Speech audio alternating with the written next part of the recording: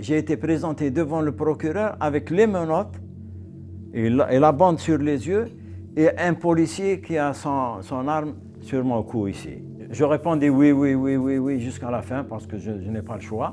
Dans mon jugement, j'ai été condamné à 5 ans de prison avec coercition physique.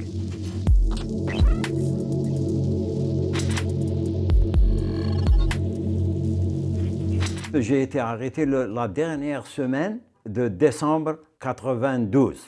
Vers minuit, ma mère était à la fenêtre, elle a vu des voitures se déverser dans mon quartier. Ils ont donné un coup à la porte, j'ai ouvert, ils m'ont fait sortir, ils m'ont frappé à la tête, ils m'ont traîné dans les escaliers jusqu'à un 4x4. Je n'étais pas le seul à être arrêté. Ils nous ont mis une cagoule sur la tête et des menottes. Une fois descendu du fourgon, nous avons marché à peu près 20 à 30 mètres.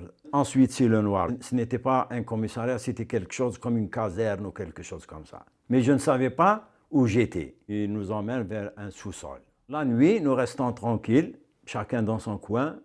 On médite sur notre destin. À partir de 8 heures, la tragédie commence. On entend les policiers qui arrivent, les militaires qui arrivent. Ils m'ont emmené dans une cabine saharienne. Ils m'ont assis sur une chaise. J'étais attaché vers l'arrière. J'avais un bandeau sur les yeux. C'était ma première séance de torture. À coups de pied, à la tête, au ventre, aux yeux. J'ai perdu 3 dents parce qu'ils m'ont jeté du haut de l'escalier avec les menottes aux mains et le bandeau sur les yeux. La deuxième, c'était une chaise métallique sur laquelle on vous assied. On vous attache les mains sur les accoudoirs, vos pieds sur les montants de la chaise, les yeux bandés. Il y a quelqu'un en face de vous que vous ne voyez pas et qui vous pose des questions. Que vous répondez juste ou faux, il vient par derrière et renverse la chaise et votre tempe, yeah?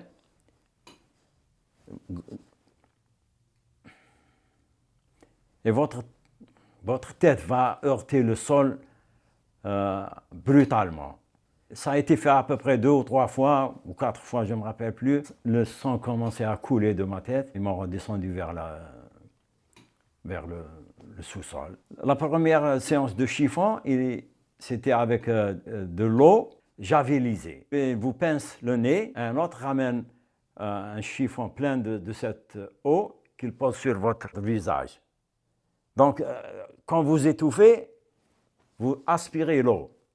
Et ils vous posent des questions. S'ils n'obtiennent pas ce qu'ils veulent, ils le font avec l'eau des toilettes. Ils mettent une cagoule sur votre visage et ils vous déversent un récipient sur le visage. Votre ventre commence à gonfler, une fois plein, donc ils poussent sur l'estomac et vous faites revenir tout ce que vous avez avalé. L'autre séance, qui est encore plus douloureuse, c'est l'électrochoc. Il pose un fil sur l'orteil, le deuxième fil. Quelquefois, il le pose sur l'organe génital et donne un coup sec à votre corps. Un jour, ils m'ont appelé, sors. Ah, je suis sorti tremblant. Je ne sais pas ce qui se passait. Ils ont dit, on va t'emmener pour identifier quelqu'un. Ils ont ramené une tête coupée. Ils ont appris 25 jours comme ça. Un jeune greffier. Il est venu. Voilà ton PV, tu signes, tu vas en prison. Tu ne signes pas, tu restes ici, tu vas mourir. Tu choisis. J'ai signé sans voir. J'ai été présenté devant le procureur avec les menottes et la bande sur les yeux et un policier qui a son arme sur mon cou ici. Je répondais oui, oui, oui, oui, oui jusqu'à la fin parce que je n'ai pas le choix. Dans mon jugement, j'ai été condamné à 5 ans de prison avec coercition physique. Je suis resté à peu près 1 année à Lombez. Et j'ai été ensuite transféré vers une prison de Chlef. Je suis resté de mars 1994 jusqu'à janvier 1998. À ce moment-là, on me libère. J'ai trouvé ma mère et mon frère à l'extérieur. Nous avons pris le train et nous avons regagné la maison familiale. Tous ceux qui sont aujourd'hui, qui se taisent, c'est parce qu'ils ont subi des choses pareilles. Ça endommage le mental de l'individu quand il se rappelle ces choses-là.